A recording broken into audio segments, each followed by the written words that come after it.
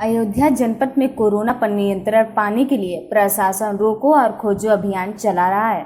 इस अभियान को अनदेखा करने वाले पर सख्त कार्रवाई की जा रही है।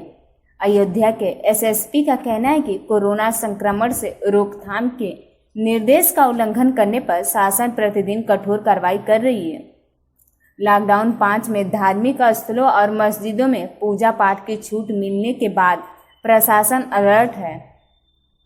लॉकडाउन में जुम्मे की पहली नमाज को लेकर जनपद में सतर्कता बढ़ती जा रही है। सभी मुख्य मस्जिदों के आसपास क्षेत्रों का भ्रमण कर प्रशासनिक अधिकारियों ने स्थिति का जायजा लिया।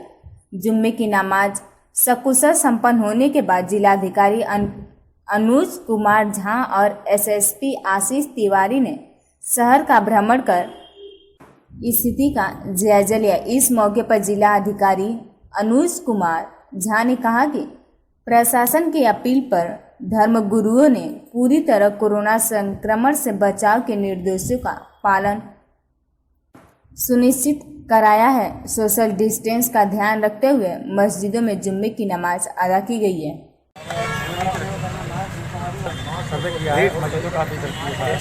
क्या सभी देना चाहेंगे आपके?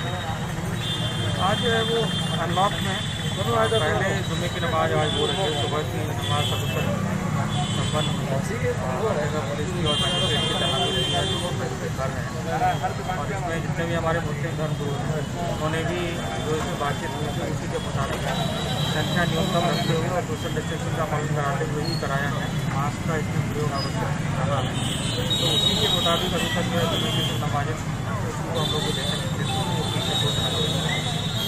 मार्केट को लेकर के इम्पोर्टेंट चीज़ है कि एक केस हमें अभी दुर्गापुर में ऐसा मिला है जिसमें एक परिवार के 2 लोग संक्रमित हुए जिनको जिनका भी रिकॉर्ड जो है जिससे वायरस मिला है, यानी कि वो माइग्रेंट नहीं है, वो किसी के कॉन्टैक्ट में नहीं है, लेकिन रैंडम सैंपल करने से इसमें हमको रामपुर बदन नाम के गाँव में 2 लोग ऐसे मिले हैं जो रैंडम सैंपल में मिले हैं जिनका कोई कॉन्टैक्ट नहीं है।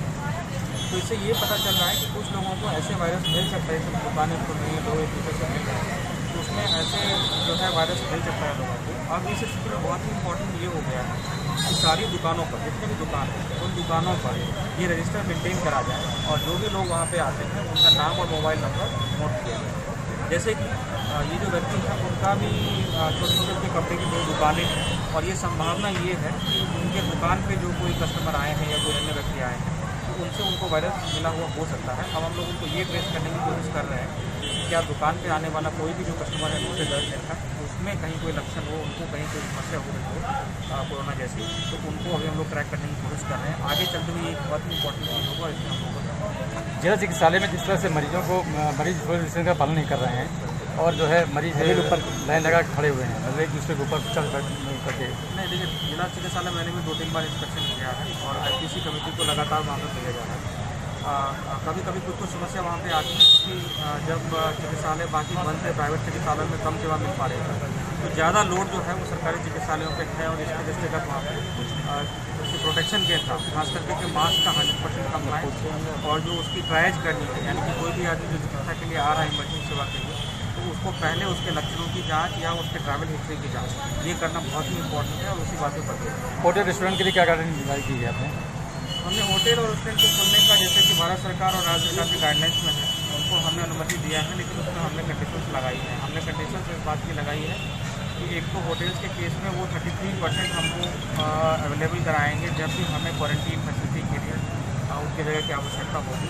ये जो विंग होगा या फ्लोर होगा उसकी एंट्रेंस जो है वो अलग होगी और होटल और रेस्टोरेंट के संचालन में सोशल डिस्टेंसिंग का पूरा पालन किया जाएगा। किसी भी दशा में 50% से ज़्यादा जो रेस्टोरेंट की सीट है उस पर बैठा के खाना नहीं खिलाया जाएगा। यथासंभव यही कोशिश रहेगी कि वो पैक्ड फूड दें या होम डिलीवरी दें। अगर ये ज़्यादा करेंगे तो हमारी सुरक्षा ज़्यादा रहेगी। जिनको बैठा के खिलाएंगे उनको डिस्पोजेबल प्लेट का प्रयोग करेंगे। इस बात टाइमिंग क्या रहेगी? टाइमिंग जो यूजुअल टाइम्स है, यानी कि 9 to 9 में करेंगे। सर ये सड़क के किनारे जो चाय की दुकानें लगती हैं या फास्ट फूड की दुकानें करेंगे, धीरे धीरे करेंगे। सर जिस तरह से जो है स्वास्थ्य विभाग की जो सेवाएं हैं जो बंद थी उनको बाहर किया जाएगा क्या? नहीं, स्वास्थ्य विभाग की सेवाएं लगातार चल रही हैं। स्वास्थ्य विभाग की सेवा में कहीं कोई बंदी नहीं है। ओपीडी मात्र बंद था, जो जनरल ओपीडी थी वो बंद थी, लेकिन अब इमरजेंसी ओपीडी सारी की जा रही है। जब सरकार फैसला करेगी जनरल ओपीडी करने का तरीका। सर आपका सर कितनी रिपोर्ट जा चुकी है, कितना रिपोर्ट आ चुकी है, आपका कितनी रिपोर्ट बाकी है अभी आना? अब तक 155 केसेस जो हैं वो हमारे पॉजिटिव ज़िले में हुई है और उसमें से काफ़ी संख्या में मैं समझता हूँ 44 को छोड़ करके बाकी लोग जो हैं वो ट्रीटेड भी हो चुके हैं। Thank you.